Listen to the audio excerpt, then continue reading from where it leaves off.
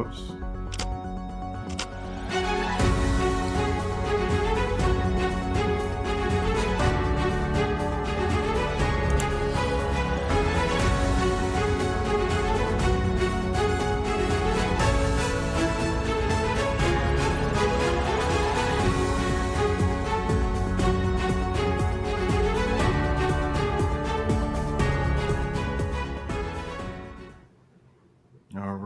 Welcome everybody. Happy Friday. Hey guys. I'm Dr. Bill, and we got Dr. Gene, and a whole bunch of you all here. This is awesome. Yeah. Yep. And we do have a hot topic today. So it is titled GLP-1, Ozempic, and the supplement industry: hype, hope, or harm. Okay, we're going to deep dive on this subject, and we have some great guests with us today, different aspects in our industry, been in it a long time, I think everybody here. So before we get into that, and by the way, this is another episode in our series called the Bioactive Breakdown. Yes, it is.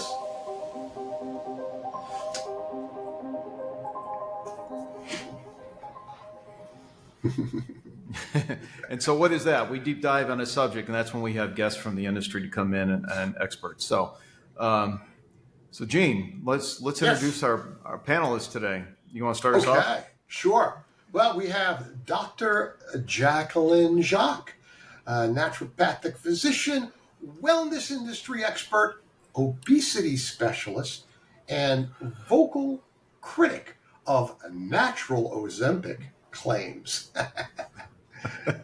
Yes, Jacqueline. Say hello to everybody. Gene, you're starting it off right. Thank you so much. Hi, it's great to be here. Thank you. All right, and then I'll introduce Jim. Jim and I have known each other in the industry for many years now. Jim, I can't remember how we met actually, but it was a long time ago now. But anyway, I can't remember. It is. I don't remember. But anyway, Jim, introduce yourself, please. Hey, everybody. Jim Ayres here. Been in the dietary supplement industry for quite a few years, as Dr. Bill has talked about. And I actually got in way back in the mid-'90s on the coattails of this other diet drug phenomenon back then called Fen-Phen. So I don't know if any of you remember Fen-Phen. Oh, my goodness. Oh, yeah. So I have some stories to share about that and how that got me into the dietary supplement industry. So anyway, great to be here. Thank you for having me. Absolutely. Cool. Thanks, Jim, for joining. And then all right. So let me hit next one is Michael Benjavenga. Mike, I have known for a lot of years. Mike is the VP of new business development at VitaWorks, and he is just like one of the most brilliant guys when it comes to formulation and development of new products. He's one of the few people I actually call when I'm looking for a source of material or something that maybe I have trouble finding. I know that there's about a 99% chance that Michael know exactly where to get it, and we can have some really cool conversations. So I know he's worked on a number of products related to this category, so I was excited to have him as a guest. I can't say anything now that Gene just made me sound that good. So, yeah, like I said, we've probably known each other close to 30 years now, Gene. Yeah, probably that. Yeah. Been in all sides of this industry. Been in the consumer side of it, manufacturing side, consulting. Yep. So done it all. Been. Jim mentioned Fen-Phen. We go back to the old ephedra caffeine days. Yep. Oh yeah, I like the ephedra, man. I really like that. I keep asking for it, and they keep telling me no, I can't have it. So yeah, just a little. That's a good. Yeah, exactly. I don't want to. I'll work the other stuff out. It's too bad because that's a good example of what happens when something gets out of control and we lose that. This is why we have to do things like this to really educate people so that people don't go off the rails and stuff, because that should have never been banned in my opinion. That's just me. Yes. But I think thank you all for having me. Appreciate it. Love to be with this panel. Yeah, absolutely. And then we have Dr. Luke Mays. Jim, thank you for introducing Luke to us. And then Luke, I think you know Jacqueline from way back. You said you I guys. think you graduated with me or a year after me. I don't remember.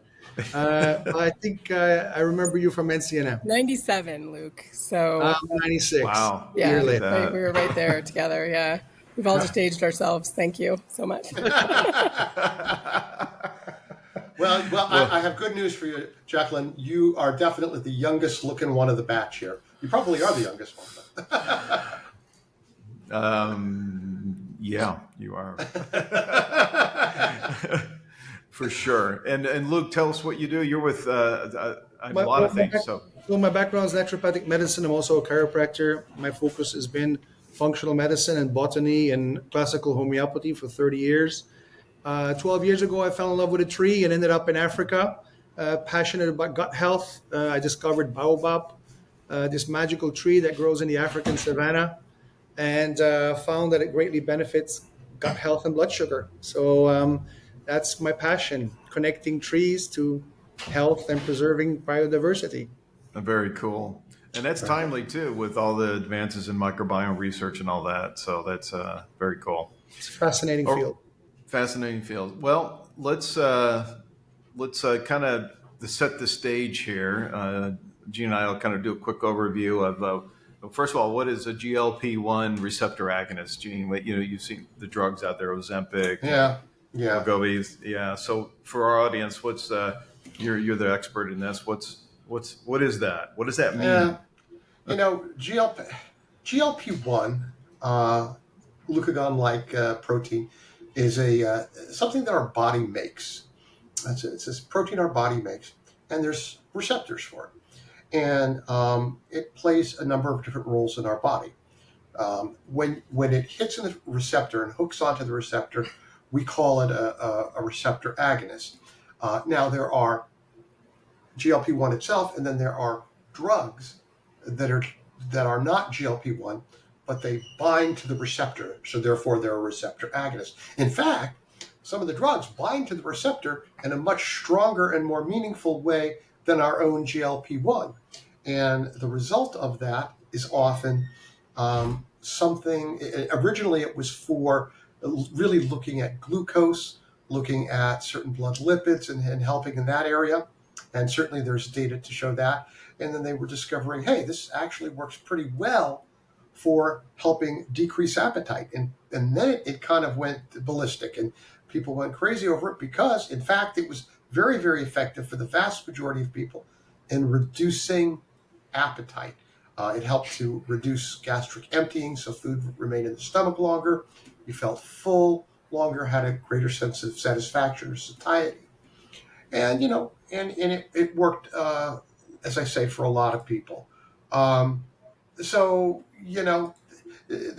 issue is that whenever you get something like a pharmaceutical like that, that seems to work fairly effectively, of course it has, some side effects. Pretty much every medication does, and even some dietary supplements do. But it has that, and then in the natural products industry, you find a lot of people looking to try to replicate the success of GLP-1 agonist drugs. And the bottom line is, you're not going to find any single, in my opinion, nutraceutical or combinations of nutraceuticals that will have that same level of effectiveness. You might find some effectiveness, but you're not going to find that same level. And so I think that's kind of opens up the basis for our conversation today. And maybe you can just take it from there. Yeah, and I think just a brief history for those that don't know, because it seems like it just happened overnight, right? It's in the last 2 years, especially in our industry where it hit in a huge way. But the reality is, I'm sure everybody here knows, but some in our audience may not know, this was started 20 years ago. So this is not new. In fact, the first GLP-1 receptor agonist approved by the FDA was Byetta, which was in 2005. And that was derived from the Gila monster saliva. I think that's interesting, right? And I'm a natural products chemist, so it's like, who the hell came up with that idea from Gila monster saliva? I mean, I always think about that with shamans and indigenous medicine and stuff like that, and think about who was the first guy who tried that plant and didn't die. Can you imagine? Can you imagine? Oh, the Gila monster bit me. Huh? I don't feel very hungry right now. I Maybe don't feel there's a hungry now. connection. Yeah, I don't know how that happened, but it's fascinating. And then, of course, fast forward 2010, you had Victoza came on the market. It was a longer lasting GLP-1 drug. 2017, you had Ozempic. So Ozempic's not new. All right. It was approved for type 2 diabetes, and it offered one weekly dosing. And then you had an oral semaglutide, which is Rybelsus, which is in 2019. And then 21 came Wegovy, which a higher dose version of that for chronic weight management. And then the cultural boom in our society and our industry in the last 2 years, we've seen it at the trade shows, all of us, I know, but certainly it's been in the mainstream media. And I think, poor Courtney Kardashian, let me tell you about her. Oh, yeah, there we go. Let me tell you about her product that's getting sued. Yeah, I know. Sorry, Jim, I stole that. Again, it's all about science and transparency here for us in this panel. So if you're not doing the science, man, your days are numbered. Okay, so don't. I don't know how these guys get away with it. They have lots of money, so they can do it for a while. But to be honest, I hope they take them to the cleaners on that one. But anyway, so again, let's jump into in a deep dive with our panel here in terms of supplement brands that are trying to market natural GLP-1 boosters or Ozempic alternatives. In fact, there was a woman, I'll just share the story. I don't know if you heard it. It was in the UK. She was a TikTok social media influencer. No training or expertise, but she was touting a remedy she called Ozempic. And it was oats and lime juice, and I forgot the other food ingredient. And she's selling that to people, saying it's gonna do the same thing as the drug. So hype, hope, or harm, I guess that's what we're going to deep dive into. So doesn't sound like any trademark infringement there at all. Yeah, not at all.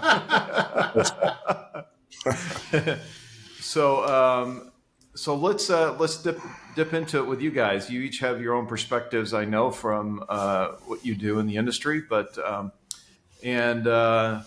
I guess we'll start ladies first. Jacqueline, do you want to go first? We'll start with you. Sure. I think I'm going to start by picking up from what Jean said, is to just say a little bit more about, how these medications work and relative to, what we might be looking at in foods or natural products, right? So, and people are conflating that a lot, and that's really where the problem lies, right? So we have drugs, and thank you, Bill, for kind of outlining the history of that these have been around 20 years. The first, initially for diabetes indications, right? But the first weight loss indication was liraglutide in 2014. So we've had, 10 plus years of indication for weight loss. So not new. I hear people say that, oh, this is just a flash in the pan. I'm like, no, because the next generation drugs are actually coming, and if there's time to say something about that, I will. But in terms of mechanism, it's pretty important to understand that these are receptor agonists, and the engineering feat of these drugs is what, as Jean implied, is the breakdown, right? That normally when we stimulate the release of GLP-1, so again, I'm going to start using these words differently. There's a receptor agonist, a drug that is engineered to bind strongly to a receptor. There is natural GLP, which we release in our bodies naturally in response to certain things, primarily food. And receptor agonist drugs are specifically engineered to be very resistant to the natural enzyme that breaks down the GLP that your body makes itself. And what do I mean by that? The difference is this. When we make GLP in response to, my favorite example is half an avocado, because we have some really good satiety data on half an avocado, and we know what it does to GLP. It'll keep it around for a couple of hours, which is much longer than it does with like fiber and things like that. Usually avocados? You're saying avocados? Yeah, avocado. Half an avocado has got some.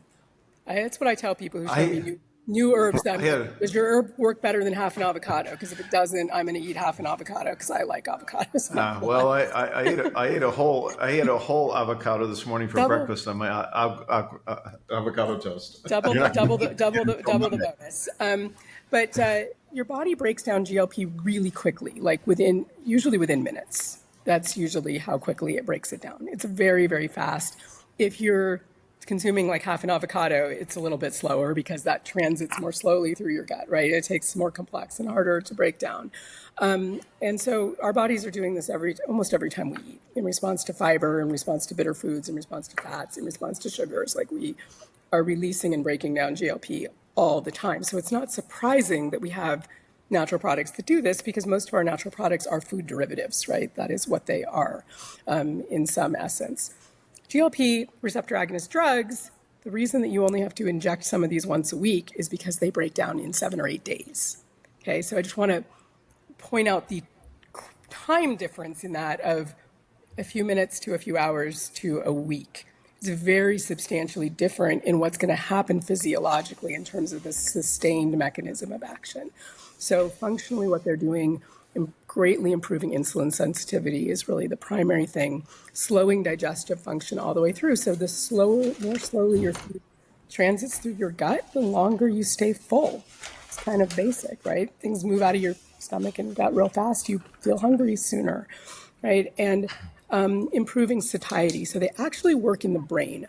That is another thing that we have not really demonstrated with GLP that is released from the gut, is it doesn't really seem to have the same function in the central nervous system that our GLP-1 agonists do, which is probably partly that function of them staying around much longer and just having the opportunity to get through the blood-brain barrier and do work within the brain, right? So very, very different. In terms of the mechanisms. So I think this is a thing that is problematic when we see natural ingredients or natural product companies saying, well, you don't need to take this drug because you can take this thing that is a GLP-1 booster or a GLP-1 releaser. I've never seen anything that says that somebody's supplement will boost GLP-1, like it's going to keep it up and elevated. And what I haven't really seen significantly, because we do know we have plenty of natural products that improve metabolic health, right? I just posted today on LinkedIn a beautiful review paper on berberine. I mean, we have great ingredients that improve metabolic health. Where I have not seen data is weight loss. For all the products claiming that they are improving GLP-1 release or triggering GLP-1 release, the thing that's really lacking is significant human weight loss data.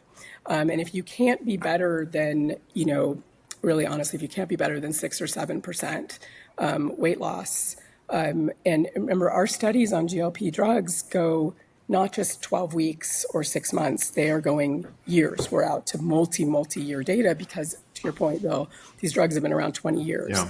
We have cohorts of tens of thousands of people versus many of our studies on natural products that include 20 or 30 or 50, right? So it's very hard to compete on the science. And this is not me saying I'm a naturopath and I work in the natural products industry. I'm not saying there isn't a role for these things. I'm just saying we have to put them in their appropriate context and not be deceptive in our advertising to people who have genuine health needs when we're putting these things out into the market. So that's thanks for that, Jacqueline. I just want to comment on that, and I know Jim can. We're going to pivot to Jim on this because I know this is his area. But weight loss is one of those wild animals in our industry, as long with sports nutrition, right? And so they always. we were before the show. We were talking about ephedra, right? It got banned years ago. Very effective, but it went off the rails there. So Jim, this is a good pivot to you, man, because you've been in that space and working on that area for a long time now. I know. Yeah, and you have the scientific people here, Jacqueline and Dr. Bill, and you're talking about how the importance of data, and you have to get this human studies and show weight loss, and weight loss takes time. So getting a GLP-1 receptor data is a lot faster. And as the opportunity to launch a product, like you said, Bill, this seems like it came overnight, right? This whole craze for Ozempic and Wegovy and all these GLP-1 receptors. And the window of opportunity it's like speed to market.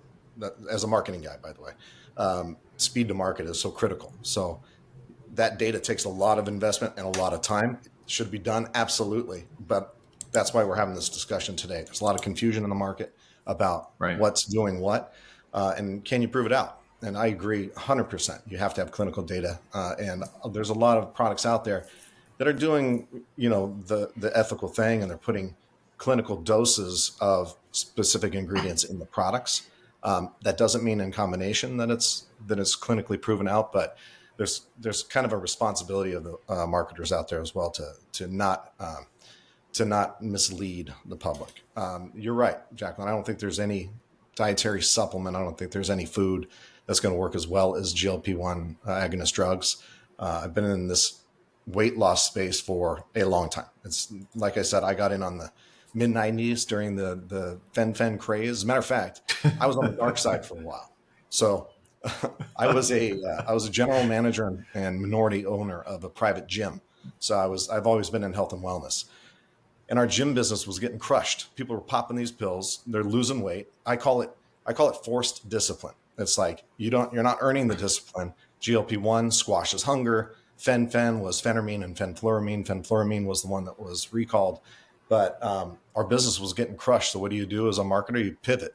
So I pivoted, talked to the owner. I said, let's take our tanning beds, throw them in the conference room, and let's open up a medical weight loss facility in our gym. And you know what? It crushed. And it was so easy to do it back then. Here I am, not a doctor. We contracted with a doctor, and this parlays of what's going on today. So I'm gonna connect all of this with you. But I contracted with a doctor. I bought an EKG machine. We signed a contract with LabCorp. We're doing blood draws. I hired LVNs, RNs, you name it, and we started pumping people through the other door in our gym. And we had kind of like this different program. Makes me sleep better at night. We had a different kind of program where it was a 90-day transition into the gym. So you can lose weight for the 90 days on fen. Hopefully you don't get addicted to amphetamines. And then you go into the gym after 90 days. But we had a lot of patients that were complaining about jitters and just not feeling right. I mean, phentermine is still out on the market. It's basically speed. So, you get that elevated level of energy. The Pondamin or the fenfluramine was squashing the appetite, increasing serotonin. So you weren't as stressed. You're feeling a little bit better. But anyway, today, the ease of getting GLP-1, it's mind-blowing to me. It seems it's even easier than the fenfluramine days, so fen days. Right. At least we were doing a blood draw. We were running an EKG. The doctor you couldn't get it day one. Back then, you had to wait until the doctor approved it. So your next visit in, here you go. Here's your 2 bottles. But today you can go in one visit to any clinic, and they'll approve you on the spot. And that's better than, in my opinion, where regulation is going to come in is with the teledoc stuff. So I'm sorry if that's your business out there, but I think that's where the wild west is with GLP-1 is the ease of getting it in your mailbox or your front doorstep. You just go online, fill it out. Yeah. And that's changed now, I think, right? Has it changed? In terms of the regular? Yeah, Gene, you're Yeah, so I have a friend who's a nurse practitioner. Yeah, that's it. And she has a clinic where she does weight loss. And apparently the Ozempics and all of those GLP-1 drugs, the pharmaceutical firms that own them have been in court, and apparently they've been able to successfully stop a lot of these places from selling the compounded versions of semaglutide, Right. so that if you want to get it, you now have to go to a physician and actually be prescribed the actual Ozempic or the actual prescription one. You can't use the compounded one, which is less expensive and arguably easier to get. So that's It's actually a good topic, I think, for people who are confused out there. We should talk about the branded versus compounded. What is the difference? Yeah. Why do they both exist at the same time? And if one is 1/3 the price, why wouldn't you use it? Yeah. So is anybody on the panel you want to take a piece? I can take a piece of that. I mean, first of all, the pharmaceutical companies are now jumped in and they're providing their own compounded material to, I think, either Hims or Rose, one of those has picked up a direct contract for the actual medication. And, so there's definitely some questions that have been raised about the quality and sources for many of the compounded, some like GLPs out there. I think, for people shopping in that space, there's a, oops, uh-oh. I think you froze, Jacqueline. Yeah. Or I did. No, she did. She did. Okay. It's very interesting though, because frankly, I didn't know Yeah. the difference between the compounded and Compounded. the branded. Yeah. And Yeah. it's basically around the supply chain. So it was so popular that Novo Nordisk and Eli Lilly, they ran out of supply of semaglutide. That's what happened. You said semaglutide, and I hear semaglutide. I don't know. They're both the same thing, right? So Semaglutide. I don't know. I only ever heard semaglutide. But, semaglutide, I've heard GLP-1. Dr. Luke over here, he's coined the phrase GLP-1. So anyway, GLP-1. GLP-1. We've had a lot of discussions about this. It's interesting you talk about that because I'm sure Jacqueline will rejoin. But anyway, let's continue that discussion. That's because I'll give you some perspective from Mexico because I'm in Puerto Vallarta, right? So my wife, actually, she's a nurse. She met at the hospital, and we were there before. But she goes around and is able to prescribe probably a compounded version or something like that. So, and that's what's going on in Mexico, right? We talk about the U.S. primarily, but in the you're back. That's fine. That was nuts. So Sorry. you just froze up there. That's okay. So in Mexico, it's kind of like in the U.S. These places that can do a compounded version. So from a chemical standpoint, what does this mean? I don't know actually the answer. Does anybody know? When we say compounded version, is it the chemically? The chemistry the same or generic? Just generic. What a compounded drug should be, and you can get compounded all kinds of things. Like it should be the exact same API, the exact same active pharmaceutical put into a formulation. And it's, compounding is great, has been used forever. And I think the important thing to know is there's two kind of scales of compounding. There are compounders who are licensed as manufacturers. A lot of the big scale ones are licensed that way. They are more likely to have access to the true APIs versus your like small corner mom and pop compounders. And that's I think where there's some real confusion for folks out there. But on the other side, from what Jean said, in the world where you have drugs that are under patent, like many of our GLPs still are, the use case with compounders is limited to drug shortages. So now that now that manufacturing is really ramping up for many of these compounds, the drug companies are coming back to the compounders and saying, there is no drug shortage anymore. You cannot do this any longer. And that's where part of the challenge is being faced because this did become very big business for many of those companies overnight. I will just add one thing. Desist letters going out right now. Yeah, lots of them. I think that the other thing to keep in mind, though, is we're very quickly facing a new wave of these medications coming. The triple G drugs, which are hitting not just GLP, but also GIP and glucagon, are very close to hitting the market 1 to 2 years out. Those will be oral. They will be substantially effective. They will be multi-incretin. So, once we have those oral forms, it's going to be game changing because not that we don't have oral now, but these are going to be sort of next level in terms of what's delivering. The drugs are just going to become a lot more available and a lot cheaper. So I think just looking out to that future and saying a couple of years from now, we will have much bigger dose ranges. The costs will come way down because no auto injectors, right? So all of that is just around the corner. It's just a matter of time. And you mentioned it's a multi-billion-dollar industry. They're predicting by 2030 it's a $100 billion industry just for that. So it's huge. And actually, this raises a question for me to anybody here. I wrote an article years ago about the obesity, and I remember early 2000s or whatever, it was only like 3 states in the U.S. that had obese populations, based on the BMI index or whatever. And then roughly less than 10 years later, every state virtually in the country has obese populations, right? So everything was red. In fact, you don't even go to the CDC and you can go pull this data. But now it's like the whole country's red. So there's no distinction between what isn't and what isn't red. So how, and nobody has turned the tide. This is a huge problem in our society. So, but nobody's turned the tide on this. What's it going to take? This is a question. I'll just jump in now. It's appropriate, but what do you guys think it's going to take for us to change that, to pivot to where we can start to go the other way? Anybody? Food systems. There is some signal that says we're What's turning. that? Go ahead. Food I don't know. I mean, I think it starts with what we. It starts with what we eat. You know, how we treat the soil, how we treat our food. You know, obesity is a multifactorial condition. We need to address.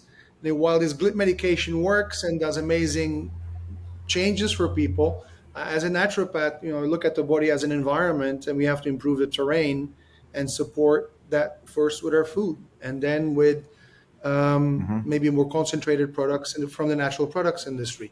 Not claiming that we replace GLP-1 medication, but actually maybe supporting other receptors to make their weight loss more effective, prolonged. I would say that. I mean, yeah. I'll take it a step further and say absolutely what we eat, food systems, but having had the opportunity to live in California, New York, Florida, Pennsylvania, and now Tennessee, what I can tell you is it's very, very different. I see so many more obese individuals than in some of the other states I was at.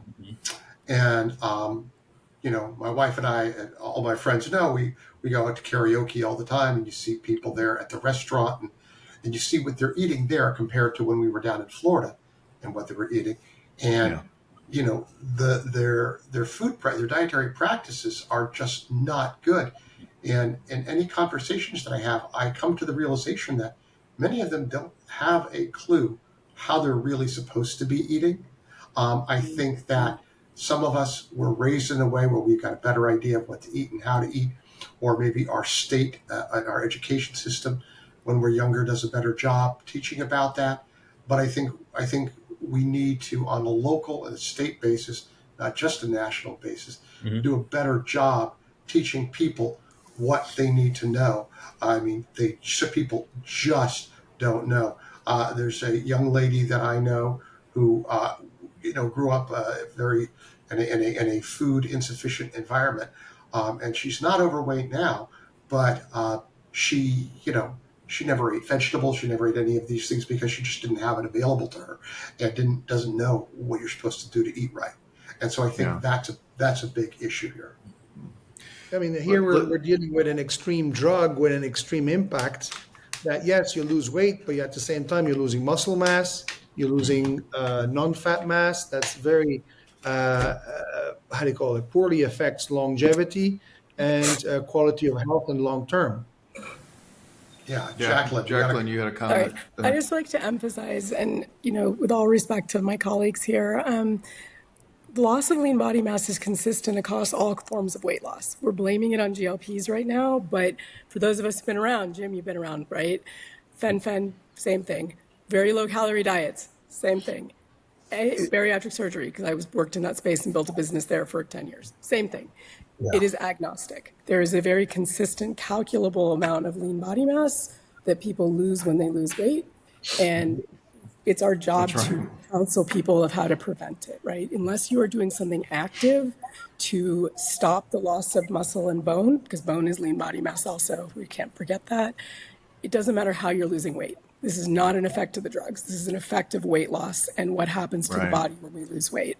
Yeah. So we cannot blame medication for this. It is, if I go and I just cut my calories by 500 calories a day, actually, the average caloric reduction with GLP drugs is 700 calories reduction a day. So if I cut my calories by 700 a day and I don't increase my protein and I don't get into the gym and do weight-bearing exercise, I will predictably lose muscle and bone. I've been a transformation and weight loss guy for 29 years, and it's never changed. It comes out. Never changed. No. It's calories in versus calories out. it's that exchange. I don't care what it is. And there could be fads, and you can argue that.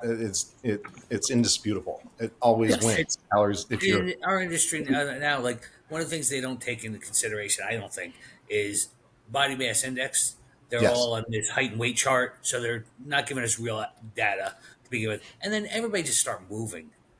Stop Yeah. sitting in a chair all day playing video games. Get out and play again, like we used to when we were kids.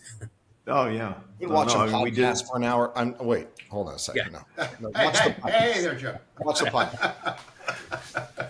That's all right, but I did my time in the gym this morning. I swam yesterday, so Attaboy. you got it. I mean, people come to me for years and say, "Hey, Dr. Bill, what do I take for this?" And I say, "Look, there's no miracle drug or miracle supplement. Okay, you have to eat right, exercise, and I say spiritual practice. This is very important. You need the Holy Trinity there." So Michael, the deep dive a little bit more from your perspective. I know you're in the manufacturing side, and so is Jim. But what do you see happening there? Everybody wants one, as Jacqueline and Jim and everybody said so far. Everyone wants GLP. They love the term. I fully Yeah. agree. Most of these things don't have a lot of data on them. The ones that do have data, you have to read the data to really know if you're giving them something that's not going to be, oh, this went up 0.5%. Big deal. Is there something that's legitimate going to do? And from what I've seen is the people that want the GLP-1, that's okay. That's one claim. But as Jacqueline said, they don't have any weight loss data on the GLP-1 stuff. So you have to put something with it if you want to be a weight loss product in there that would complement it. And that's where I Bingo. like to play around and do that and Yeah. put those things together. So, okay, this one has weight loss data. Here's your GLP-1 component. I would probably put some extra blood sugar control in there from that aspect, get a little extra kick in there. And again, using the things that have real data on them, have a history, because we've got quite a few things out there that have a history that are safe, effective, and can actually give you a result. Is it going to be Ozempic? No. Anything that can help, though, and again, we want to get everybody moving. We want to get them taking, eating right. It's the entire thing, the entire program. It's not, there's no magic pill, unfortunately. I'd love to Yeah. find it, but so far, I haven't been able to do that. So, No. Mike, Totally agree with you, Michael. I think that's just great points to hit. And I think, the other category I include is things that improve exercise tolerance. So things that really help people capitalize on their exercise so that they're getting more gains and really realizing the results of those things, I think are also a great opportunity. But I think you hit it right on. Like that's what you have to do is look at like multi-target formulation, right? It's really Yeah, important. Yeah. I've been in the sports nutrition side of the business for the majority of my startup in this. So we did everything under the sun. We've taken more things. We should be dead, probably, with all the things we've taken through the years. The fact that I'm not dead yet is pretty amazing with all the things I've put in my body. But we learn quickly. Also, we find out this is not good. Don't take this. Don't take 25 milligrams of yohimbine. You'll kill yourself. This is bad. Yeah. I've done some things like this, so because I thought I read something. Well, you need to turn into our other bioactive breakdown episode on liver toxicity. Jacqueline was on that, and we had I'm probably a perfect candidate for you. But yeah, so I agree though. You have to get them moving. You have to get them up and going, motivated, and seeing results. The minute you start seeing results from any aspect, especially the gym and the working out, I think that motivates you more. And I've done things. I'm going to really date myself. I came in as a cybergenics person way back in wow. 1990. Okay, yeah, I did their before and after pictures. We did the program. We I did a remember little that. extra. We did more of the program. We didn't follow it exactly. We did take the supplements. Did they do anything? Everybody gone? I don't know. They probably didn't. We probably didn't got more vitamins than we should have got or would have gotten normally. But it did motivate you. The minute you started seeing the results, you kept going, and then went into actual bodybuilding contests. So that was I saw it firsthand, that motivational factor, as you said, Jacqueline, that actually gets everybody going and keeps them going. yeah. Would you and Mike and all the rest of you? Would you agree? In our industry, I think there is a tremendous opportunity here. When everybody thinks of GLP-1, I mean, the major thing that it's doing, the major thing for weight loss is it's reducing appetite. That's the big thing. It does other things, but that's the big thing. Right. So if you're looking at nutraceutical formulas, yes, you could do, to your point, Mike, you could do something that's a GLP-1 stimulant, whether it does anything or not. But you could look at all the other areas that a GLP-1 Where's agonists everybody? aren't hitting. Do they actually help with? Are they actually hitting on, for example, besides appetite suppression? You can look at thermogenic agents. You can look Yeah. at things that are helping with energy and fatigue. You can do so many other things that are related to weight loss. When you think about all the different nutraceuticals that impact weight loss from so many different mechanisms, you could start looking at that, and these become, complementary agents to Yes. use in your existing GLP-1 program. I've actually formulated products for people who say, I want to sell this along with the GLP-1 agonist drugs to help reduce side effects. Okay, Right. you know, I've done that. There's a lot that our industry can do, and I have a question that I'd like to pose. And it's a question. I've had two questions from people when I told them I was going to do this episode that they asked me to ask. So, Jacqueline, you may know the answer, or somebody else may, but one of them is, I had one person who was on GLP-1 medication, semaglutide, and said, it was working great for months. I kept upping the dose. It comes to a maximum dose. You can't go past that. And it just kind of stopped working. It's just, I'd use it regularly, take the injections. It just didn't have the impact that it used to have. And so eventually the person stopped using it after continuing to use it and not getting the same results. Jacqueline, have you seen that happening out there, or is that relatively rare? Yeah, no, it's, I'm going to go back to, I think, a topic that I think, probably Jim would understand well, right? We want to believe, right, because these drugs do have good efficacy data. We want to believe that they will work just on their own without any human effort. But even if you read the drug inserts, I know no one reads the drug inserts, I'm just joking, but if you do read the drug inserts, what they will tell you is that the efficacy is based on use with diet and exercise. I read them, so yeah. Okay, well, Bill, you're you. I know. But, I'm different. I mean, I know. it is, a really important thing for people to understand is that if you're not doing the whole program, you cannot expect the drugs to have the ultimately, the top line effect that they're going to have for everyone. So, I mean, we have to help people with all the things that we've been talking about. We have to help them get, good dietary intake, right? And that includes, more protein. It includes, really frankly, a multivitamin, because you need the proper amounts of vitamins and minerals for your metabolic systems to just function in general. And we have to get people moving, because, otherwise they're only going to achieve, X when they could achieve X. So that is just, it's just critical. Like, it's just not an isolated system. It has to work that way. Another thing that hasn't changed, besides the calories in versus calories out, over all these years, is people want the easy way. They don't want to put in the work. For the most part, correct, right. not everybody. A lot of it is education, like what Gene was saying earlier. A lot of them just don't know what to do.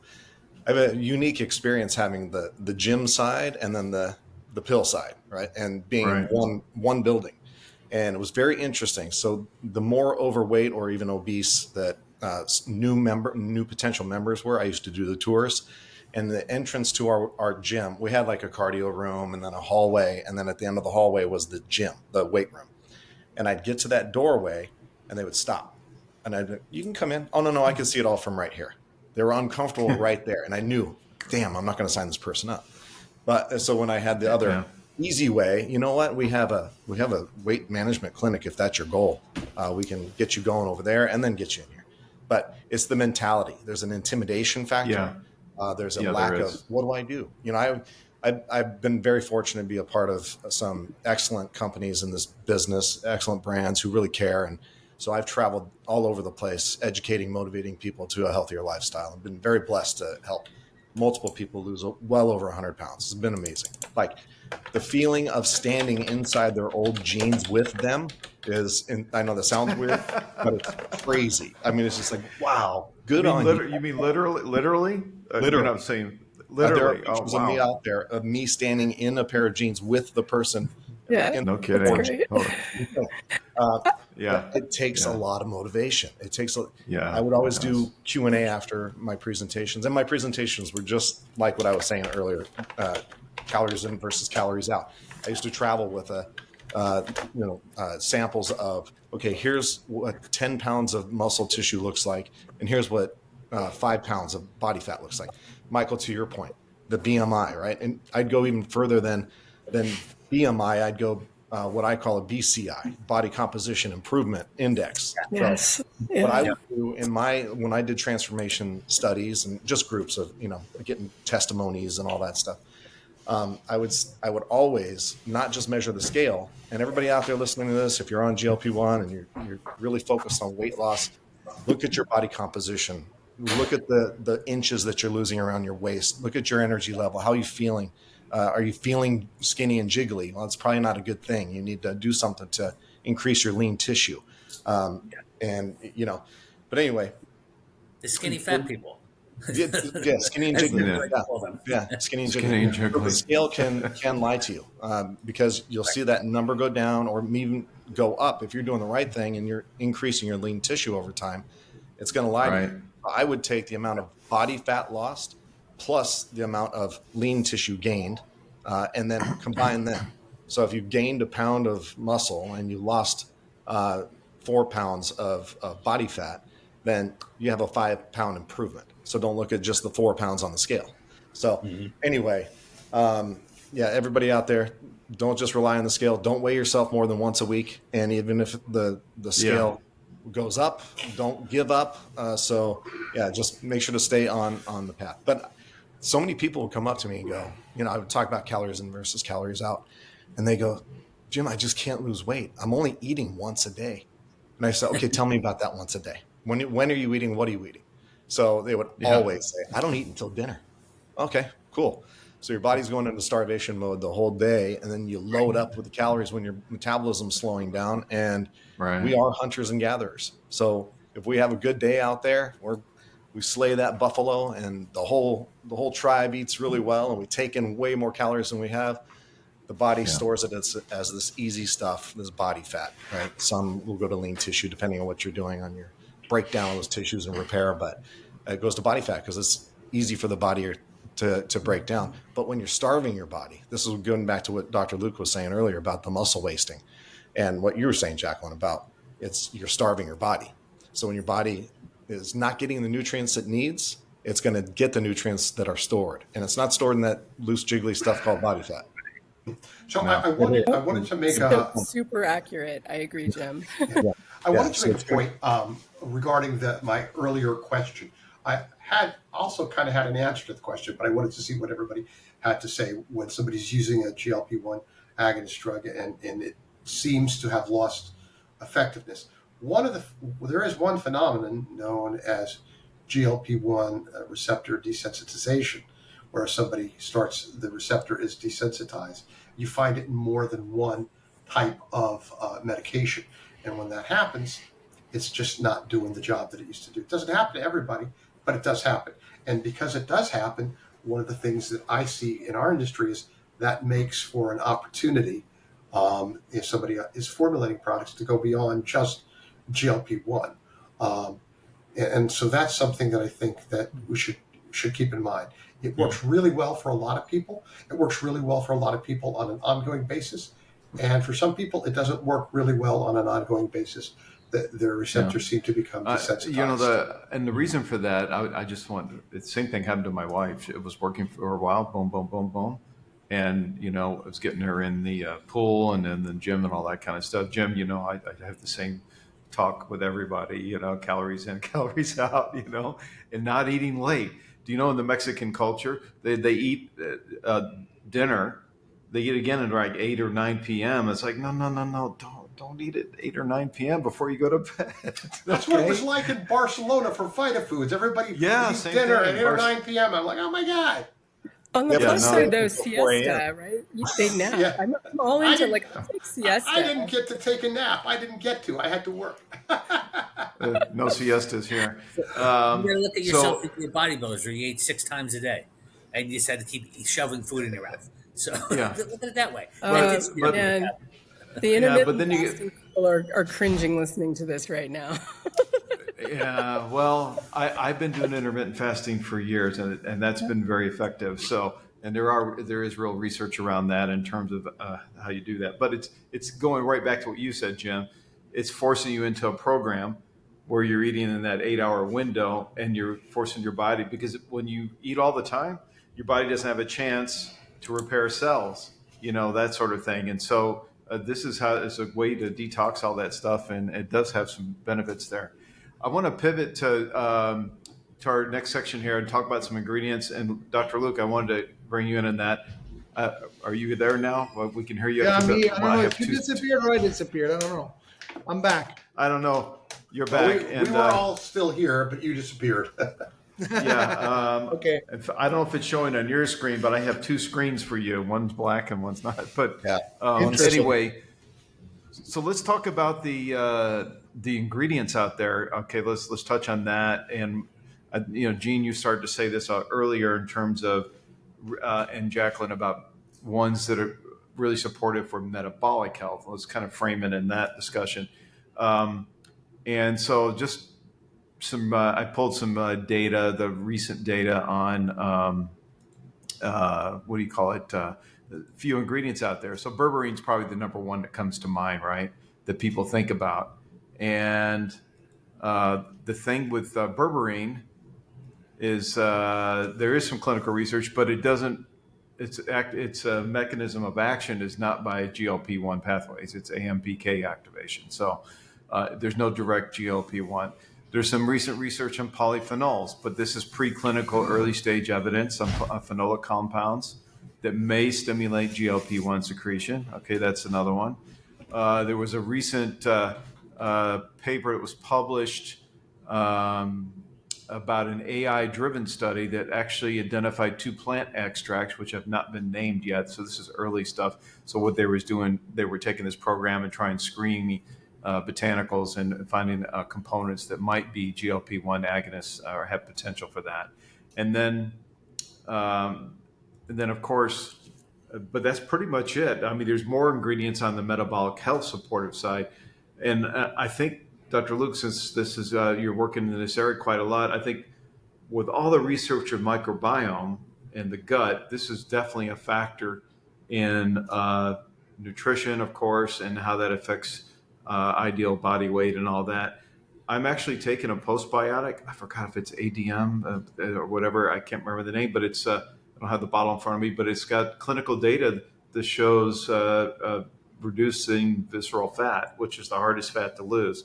So, Dr. Luke, can you comment about that, or anyone here at this stage, about the ingredients out there to support metabolic health? I mean, the way I see it, it's, obesity is a result of many layers, starting even in the womb, where disruptions in the microbiome start when we're little. I mean, kids that are not breastfed have a higher incidence of obesity. And as we grow up and are exposed to polypharmacy, also the use of multiple medications throughout life contribute to a disruption in lack of diversity in the microbiome. For me, that's at the root of it all. It's like the soil in a flower pot. If you don't feed the soil right, all the metabolites, the nutrients aren't available to be absorbed to support the healthy metabolism. So what fascinates me about the microbiome and encouraging its diversity, I mean, start with fiber. I mean, 90% of Americans don't have enough fiber. Start with the basics, because that feeds a healthy diversity. There's many different fibers. They have many different effects on our gut microbiome to produce different specific metabolites. I mean, we know in obesity there's a shortness, not enough production of short-chain fatty acids. What I love about polyphenols is that the metabolites that come out of these polyphenols is that they have they can have a profound effect on our metabolome, the environment between the genes and the microbiome. For me, the microbiome is sort of like the interface, the layer between the environment and what we ingest, and how that's being translated by these bacteria into our internal environment to further impact our genetics. So, if we live in a society that is disconnected from nature, the more we move away from anything natural, the more disrupted this microbiome becomes, producing a terrain that encourages insulin resistance, metabolic syndrome, diabetes, and obesity. So for me, the root is, of course, diet. 2, fiber. 3, I think exercise has been shown to normalize microbiome diversity. So that's kind of where I'm focusing my work. And I think GLP-1 is just one receptor, one enteroendocrine receptor Yeah, that that's a is, complex mechanism. that's been driven hard and producing results, but it's not sustainable as a monotherapy. Right. There isn't well, there's no monotherapy for anything, to be honest, really. Our bodies are way more complex than that. We always want to simplify things into it's one thing, that miracle pill concept. But I think it's fascinating. I think we're going to see a lot more, especially with the research and preclinical data on polyphenols, fibers, and postbiotics, actually, which Hey, is Bill, fascinating to me. I Man. wanted to ask Michael, because he's doing these kind of formulations for all kinds of products of this type all the time. And I'd like to ask him sort of the same question. Michael, are there ingredients that you've come across that you think are really interesting and have potential application for this category of weight loss, whether it be GLP-1 or some other mechanism entirely? There are. And again, the GLP ones, I've seen one or two that actually I think I could stand behind a little bit. They don't work anything at all. As an appetite suppressant, I'm going to say that's what I think you'll see out of it, and that's about it. Is it going to be strong? Is it going to be like a drug? Not even close. But it can help you control it. I've seen a there are items. There's a black ginger extract that's very interesting. I'm It familiar does with have it. real data. You know Yeah. something about this one, Gene. It does I have do. real data. It is a very I love it. I've used it. I put that. I have a postbiotic that I like a lot. It is a medical food at a certain level, but we can sell it as a supplement. Um, that's being put out there more and more. And I'm big, as Dr. Clark said, I think that's the future is the postbiotics. We're going to see a lot of movement into Yeah. there besides doing the Exactly. pre and the probiotics, but we don't have to worry about killing them. So that's where I really love it. Yeah. I don't care if I put in a supplement and people are like, well, what about shelf life? I'm like, it's dead already. It doesn't You're matter. right, postbiotic. I don't have to worry. I can put in something and heat it. It doesn't Yeah. matter. It's Yeah. going to work. And You know, the In fact, reason I call probiotic has some postbiotic in it because there's a nutrition. exactly, yeah, exactly. There you go. Actually, that's a philosophical, scientific question I've asked. I was the global biotics lead for Sanofi, big biopharmaceutical company, and we screen ingredients all over the world, different companies, major brands or major companies you would know, and looked at their probiotics, postbiotics and prebiotics, of course, and what research they had on that. And this is definitely an evolving area in terms of area of research. And what I find fascinating about that, and you said it, Jim, I always wondered, I said, well, when you kill the organism and it dies, the cell walls break down, it releases that complex matrix of metabolites. Well, isn't that already probably happening on shelf because it's very difficult to maintain shelf life? It's all CFU count, right, for probiotics.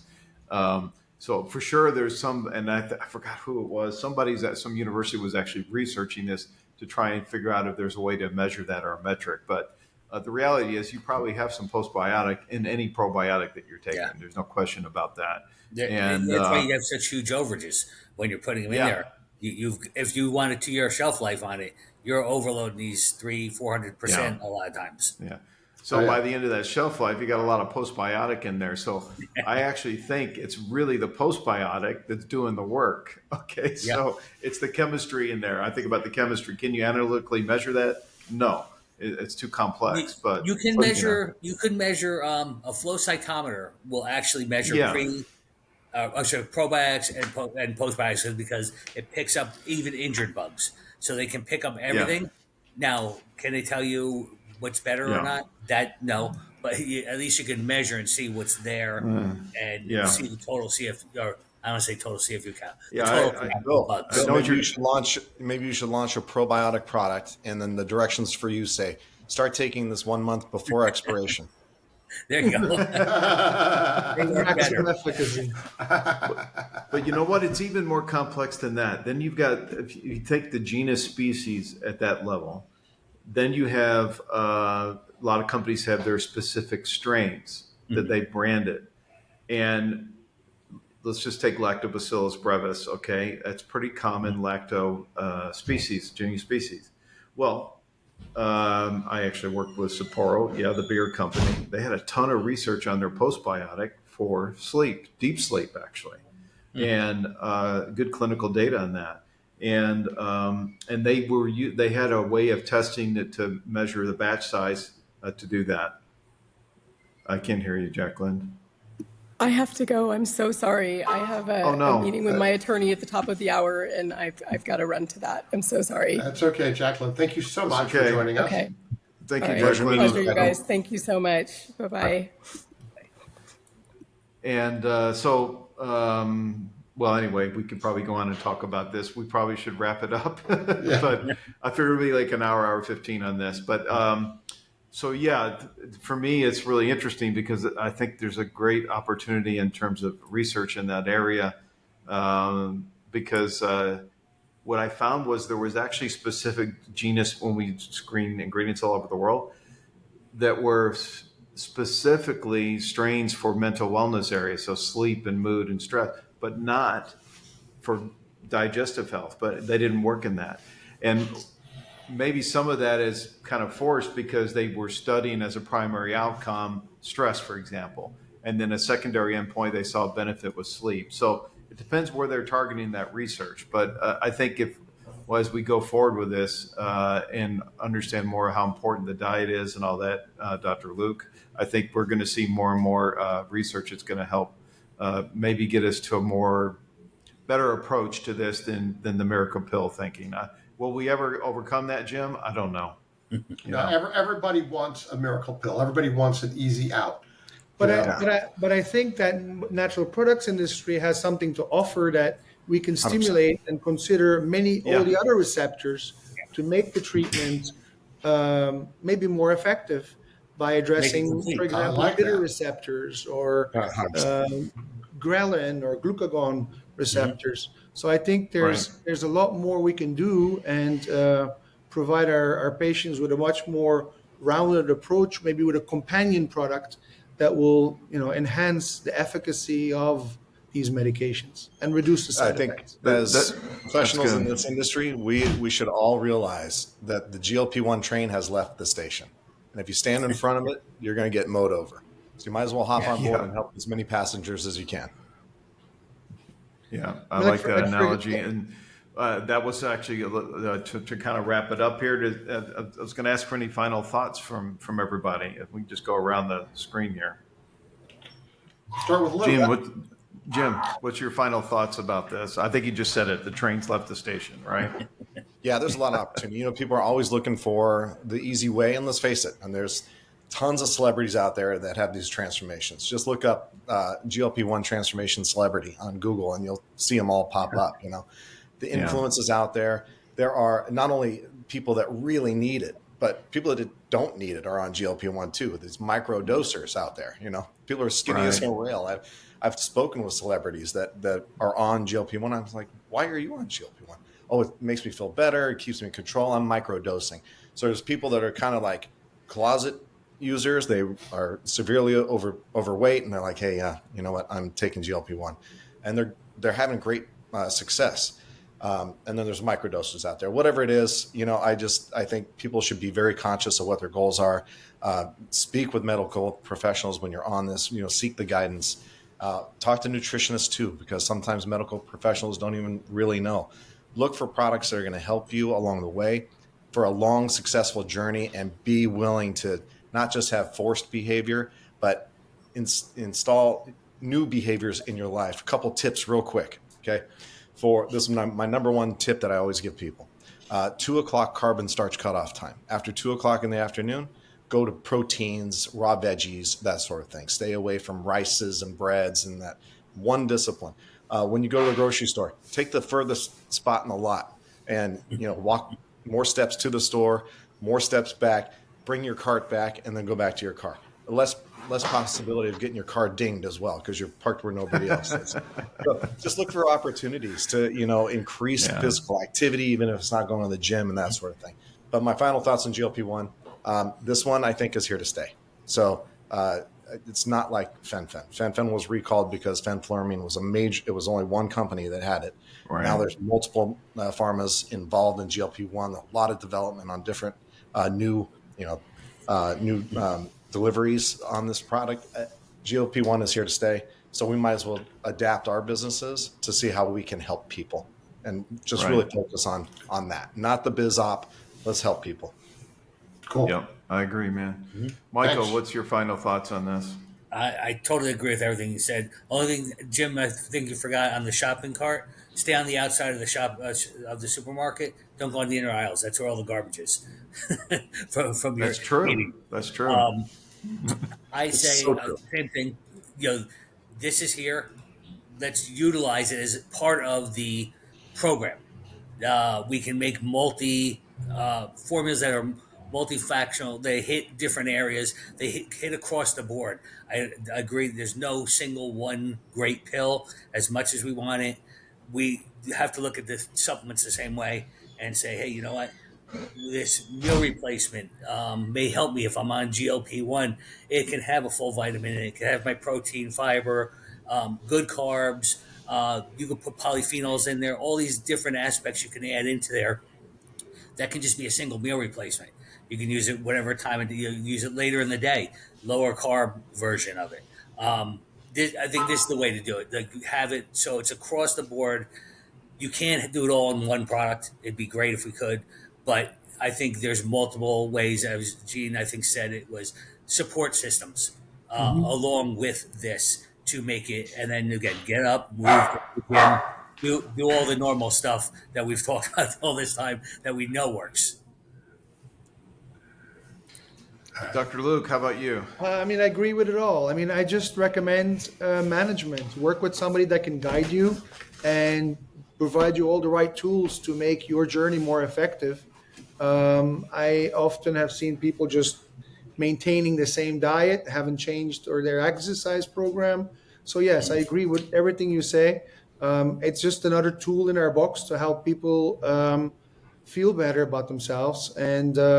But definitely don't rule out all the other potential underlying causes that can contribute to your obesity. There's actually an infectious component to obesity, in addition to nutrient deficiencies.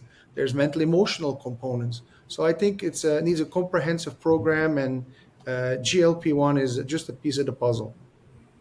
Yeah, I agree. Gene, what's your final thoughts here, man? My final thoughts are the thing that we want is the thing that isn't going to work. The magic bullet, the magic pill, the magic whatever. We need to do what we've been talking about and what you've talked about too, Bill. You need to clean up your diet. You need to get some physical activity. And if you have somebody that can help guide you in the right kind of supplements to use, that can help the process. It's a lifelong process. It's not just I'm going to lose some weight now. I'm going to change the way I live and keep that change for the rest of my life. And that helps you get where you're trying to go. If we have the mindset, I'm just going to lose weight and then I can go back to whatever. That's why we have a 95% recidivism rate for gaining weight back. Yeah. And for me, I guess I've said some of it already, but my talk has always been about the Holy Trinity there for me, and for me that's even having a spiritual practice because there's real research on that as well. Having the right mindset in terms of how you approach life, and I think probably the one thing that I learned in all the years of doing this myself is like, don't beat yourself up. Okay. Don't stay off the scale. You don't need to do that. Just promote a healthy lifestyle. Find something activity that you love to do. Even if it's just walking, it doesn't matter. Okay. So, you don't have to be like an elite athlete here. You can find some things that are actually going to help on the front and when you're trying to do that. It's all about a healthy lifestyle. And so I'm excited to see where the research is going to go. And in terms of the bad actors out there that make it difficult for us, I have a solution for them as well, and that's called Nutraceuticals.ai. We just filed a patent last week on that. It's an app that's going to go into the hands of the consumers where they can find evidence-based supplements. So those guys that are riding the wave on a market hype, your days are numbered, guys, because I'm Bill, what putting was the that called power again? back into. It's called Nutraselect.ai. That's my venture, and you can go to it's NUTRI select.ai. And that's pretty exciting what it's going to do. I intend to transform our industry, guys, because, you know, you all know it. We're never going to get rid of the bad actors and opportunists because the regulations are what they are. And that's good and bad. Barrier to entry is low to get into this industry, but it also creates a problem for that. There you go. That's it. Pre-subscribe. So super excited about that because it is actually going to do. I was about a year ago. I was kind of meditating on what I'm going to do my next thing in this industry, and I was like, no, do I want to bring another product to market? No, I didn't want to do that. We have too many products. I say, what's the biggest problem that I could solve? And that's where NutriSelect was birthed. And I said, you know, let's do that. Let's put the power back in the consumers. They're confused, and either companies are going to have to, brands are going to have to pivot, invest in the research. And by the way, a lot more brands are doing that. So this is positive. But there's still some that are on that cusp there or whatever. They're just riding the wave. But again, they're going to have to pivot in the future if I have my way with it when we scale this thing. So that's what I'm going to do. I'm going to transform industry and transform health, Jim. I'm with you on that, man. It's the thing we're going to do. So I'm on the wait list. There you go, man. Really awesome to have all you guys here today. Yeah, thanks so much. We really appreciate that. Yeah, it's good discussion, and for sure, I'm sure we could continue discussing that. But again, I think good advice for anybody listening here, and go from there. And that's it. So with that, any final comments? Otherwise, I'll just take us out of here. Thanks, I gentlemen. think we're good. We're good to go. Including me. Thank you. All right, man. Here we go.